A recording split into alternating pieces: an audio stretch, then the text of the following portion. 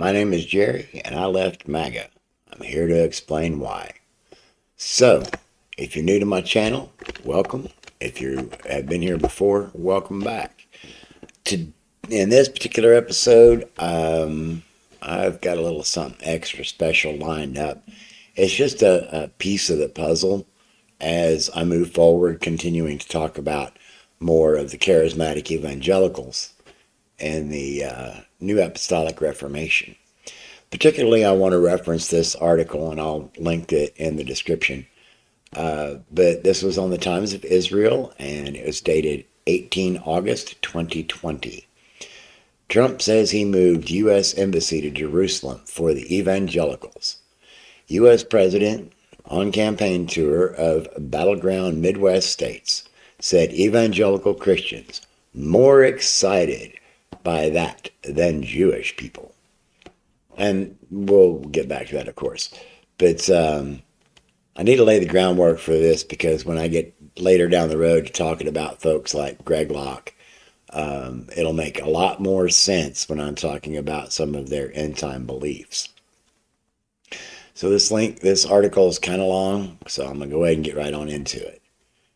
U.S. President Donald Trump said Monday that his 2017 decision to move the U.S. Embassy to Jerusalem and recognize the city as the capital of Israel was done for evangelical Christians like Paula White, D. Jakes, Mike Bickle, more people I will define later. Quote, and we moved the capital to Jerusalem. And we moved the capital of Israel to Jerusalem, end quote, Trump said at a rally at an airport in Oshkosh, Wisconsin, apparently referring to his decision to move the embassy from Tel Aviv. Quote, that's for the evangelicals, end quote. Jerusalem has been Israel's capital since its founding in 1948, although much of the international community does not recognize it as under the initial UN partition plan.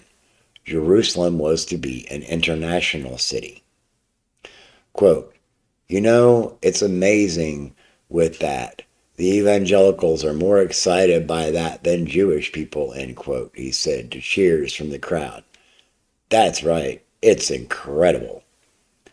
Trump formally recognized Jerusalem as Israel's capital in December 2017 when he announced plans to move the embassy there. In May 2018, his administration opened the new facility, a move that was met with intense controversy, both in Washington and in the Middle East.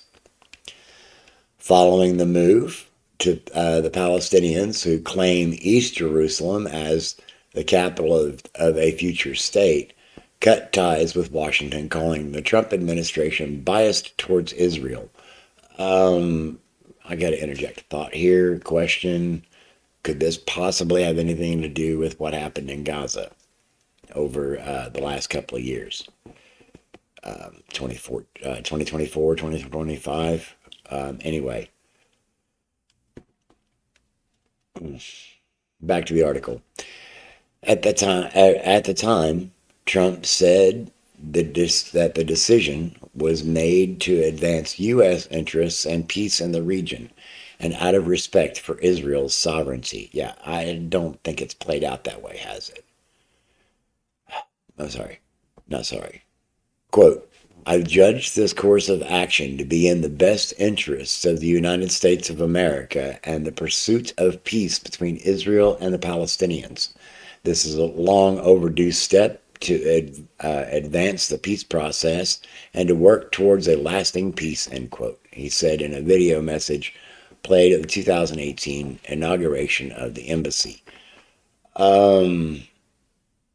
Peter Thiel, Palantir. Moving on. Quote, Israel is a sovereign nation with the right, like every other sovereign nation, to determine its own capital. Acknowledging this as a fact is a necessary condition for achieving peace, end quote, he added. Man, putting demands on what means peace. Anyway. However, it was clear from the start that the move was also aimed at the evangelical community, who have been some of Trump's staunchest supporters and still are. Large number of evangelical Christians in the U.S. believe that God has chosen Trump to advance the kingdom of God on earth. Several high-profile religious leaders have made similar claims, often comparing Trump to King Cyrus. That would be Lance Wallnau. We'll get to him. Continuing, who was asked by God to rescue the nation of Israel from exile in Babylon. And that gets into the whole Babylon beast system thoughts, and that's a subject for another video. Continuing with the article. Prominent Christian supporters of Israel were involved in the embassy inauguration, and the U.S. ambassador to Israel, David Friedman, noted that at the time that he believed evangelical Christians, quote, support Israel with much greater fervor and devotion than many in the Jewish community, end quote. Israel is a key issue for many evangelical Christians whose vote could be crucial in the election. It was. Not anyway. It didn't turn out that way in 2020, but we see what happened in 2024. I mean, it's January 2026 now. Anyway, continuing. Gallup cited the proportion of people who answer yes to the question, quote, would you describe yourself as born again or evangelical, end quote. It says evangelicals have for decades comprised just over 40% of the population. So, Gallup, citing the proportion of people who answer the question, would you describe yourself as born again or evangelical, says evangelicals have for decades comprised over 40% of the population, which may be why the Trump numbers have bottomed out at like 34 to 36%. Anyway, continuing. And a 2017 poll commissioned by pro-Israel evangelicals found that the percentage of evangelicals who believed that the establishment of Israel was a fulfillment of prophecy was about 80%. And that makes sense. We'll untangle all that later.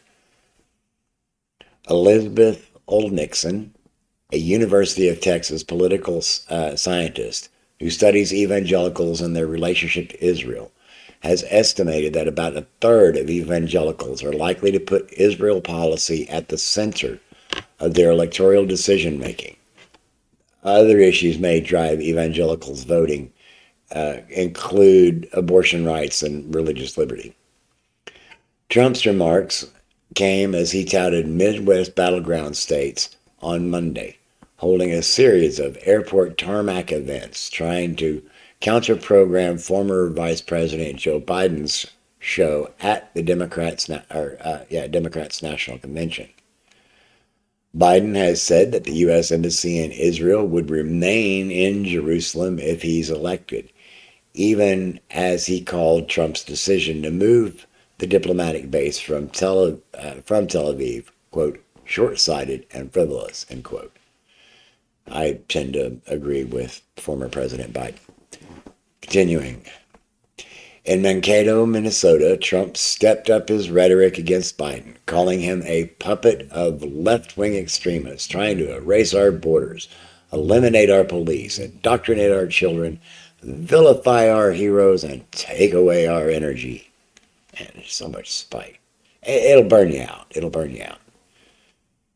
Anyway, Trump alleged that Trump alleged that a Biden victory would, quote, replace American freedom with left-wing fascism, end quote. Well, that's aged like milk, hasn't it? Quote, fascists, they're fascists, end quote. Trump continued, quote, some of them, not all of them, but some of them. But they're getting closer and closer. We have to win this election, but the proud people of Minnesota will not let this happen, end quote. Fascism, though, the article says, is a form of far-right nationalism. All right, on the tarmac in Minnesota or in Minneapolis, Trump addressed about 150 supporters, half of them wearing masks, who chanted 4 more years. Trump told them that Democrats would take away the constitutional amendment to bear arms. That age like milk. Didn't Donnie suggest taking guns away from transgendered individuals? All right, continuing. He also criticized Biden for supporting an expansion in refugee asylum admissions, including from, quote, terrorist hotspots, end quote, in apparent reference to Minnesota's large community of Somali refugees. All right, it's January 2026. This article was written October 2020. 6 years, 5.5, over 5 years later. And he's still grinding at that, right? So boring. Anyway, I'm going to be, quote, I'm going to be so politically correct, end quote, Trump said before taking credit for his ban on travel from Muslim-majority countries, saying, quote, we want people to come into our country who love our country, end quote. All right, well, that looks like that's the end of that article. I appreciate it if you made it all the way to the end. That tells me that you have a desire to learn some facts. I've got plenty of them. Hope you stick around for the rest. In the meantime, until the next video, take care of yourself, get plenty of rest, get plenty of water, and take care of your friends. Take care of each other. That's what we got right now.